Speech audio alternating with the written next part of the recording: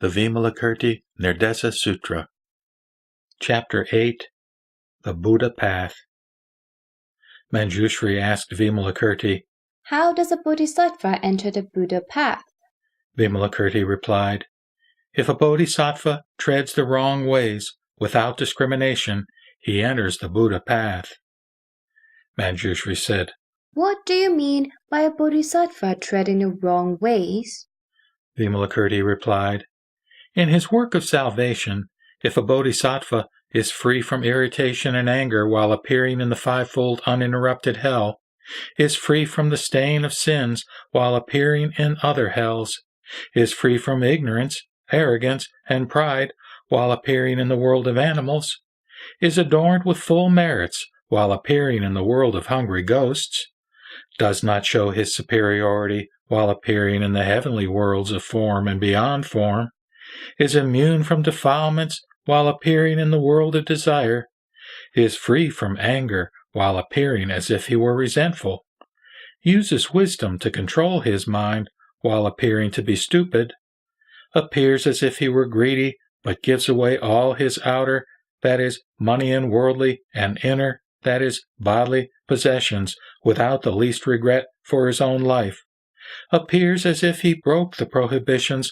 while delighting in pure living and being apprehensive of committing even a minor fault, appears as if he were filled with hatred while always abiding in compassionate patience, appears as if he were remiss while diligently practicing all meritorious virtues, appears as if he were disturbed while always remaining in the state of serenity, appears as if he were ignorant while possessing both mundane and supramundane wisdoms, appears as if he delighted in flattering and falsehood while he excels in expedient methods in conformity with straightforwardness as taught in the sutras, shows arrogance and pride while he is as humble as a bridge, appears as if he were tormented by troubles while his mind remains pure and clean, appears in the realm of demons while defeating heterodox doctrines to conform with the Buddha wisdom, appears in the realm of Shravakas where he expounds the unheard of supreme Dharma, appears in the realm of Pratyeka Buddhas where he converts living beings in fulfillment of great compassion, appears amongst the poor but extends to them his precious hands whose merits are inexhaustible, appears among the crippled and disabled with his own body adorned with the excellent physical marks of the Buddha, appears amongst the lower classes, but grows the seed of the Buddha nature with all relevant merits, appears amongst the emaciated and ugly, showing his strong body to the admiration of them all, appears as an old and ill man, but is actually free from all ailments with no fear of death, appears as having all the necessities of life, but always sees into impermanence and is free from greed, appears to have wives, concubines, and maids, but always keeps away from the morass of the five desires, appears among the dull-witted and stammerers to help them win the power of speech derived from the perfect control of mind, appears among heretics to teach orthodoxy and deliver all living beings, enters all worlds of existence to help them uproot the causes leading thereto, and appears as if entering nirvana, but without cutting off birth and death. Manjushri, this bodhisattva can tread heterodox ways because he has access to the Buddha path. Vimalakirti then asked Manjushri, What are the seeds of the Tathagata? Manjushri replied, Body is a seed of the Tathagata. Ignorance and craving are its two seeds. Desire, hate, and stupidity is 3 seeds. The 4 infective foods is 4 seeds. The 5 covers or screens is 5 seeds. The 6 organs of sense is 6 seeds. The 7 abodes of consciousness is 7 seeds. The 8 heterodox views is 8 seeds. The 9 causes of Kalisha, troubles and their causes, its 9 seats. The 10 evils, its 10 seats. To sum up, all the 62 heterodox views and all sorts of Kalesia are the seats of Buddhahood. Vimalakirti asked Manjushri, "Why is it so?" Manjushri replied, "Because he who perceives the inactive state and enters its right nirvana position is incapable of advancing further to achieve supreme enlightenment. For instance, high ground does not produce the lotus, which grows only in marshy land. Likewise, those perceiving nirvana and entering its right position will not develop into Buddhahood, whereas living beings in the mire of Kalesia can eventually develop the Buddha Dharma. This is also like seeds scattered in a field, which do not grow, but if they are planted in manured fields, they will yield good harvests. Thus, those entering the right position of nirvana do not develop the Buddha Dharma, whereas those whose will of the eagle is as great as Mount Sumeru may, because of the mystery of life, eventually set their minds on a quest of supreme enlightenment, thereby developing the Buddha Dharma. Therefore, we should know that all sorts of Kalesia are the seeds of the Tathagata. This is like one who does not plunge into the ocean will never find a priceless pearl. Likewise, a man who does not enter the ocean of Kalesia will never win the gem of all knowledge. Thereat, Mahakasyapa exclaimed, "Excellent, Manjushri, excellent. Your sayings are most gratifying. As you have said, those suffering from klesha are the seeds of the Tathagata. So we are no longer capable of developing a mindset on enlightenment. Even those committing the 5 deadly sins can eventually set their minds on the quest of the Buddha Dharma, but we are unable to do so. Like persons whose defective organs prevent them from enjoying the 5 objects of the senses. Likewise, the Sravakas who have cut off all bonds of transmigration are no longer interested in the Buddha Dharma and will never want to realize it. Therefore, Manjushri, the worldly man still reacts favorably to the Buddha Dharma, whereas the Sravaka does not. Why? Because when the worldly man hears about the Buddha Dharma, he can set his mind on the quest of the supreme path, thereby preserving forever the 3 treasures of Buddha, Dharma, and Sangha. Whereas the Sravaka, even if he passes his lifetime listening to the Dharma and witnessing the fearlessness of the Buddha, etc., will never dream of the supreme way. A bodhisattva called Universal Manifestation, who was present, asked Vimalakirti, "Who are your parents, wife and children, relatives and kinsmen, official and private friends? And where are your pages and maids, elephants and horse carts?" In reply, Vimalakirti chanted the following: Wisdom perfection is a bodhisattva's mother. His father is expedient method. For the teachers of all living beings come only from these 2, Upaya and Prajna. His wife is joy and Dharma's law. Kindness and pity are his daughters. His sons, morality and truthfulness. Absolute voidness, his quiet abode. Passions are his disciples, whom he transforms at will.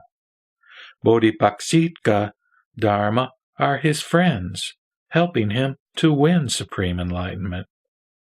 All other perfections are his companions. The 4 winning methods are his courtesans.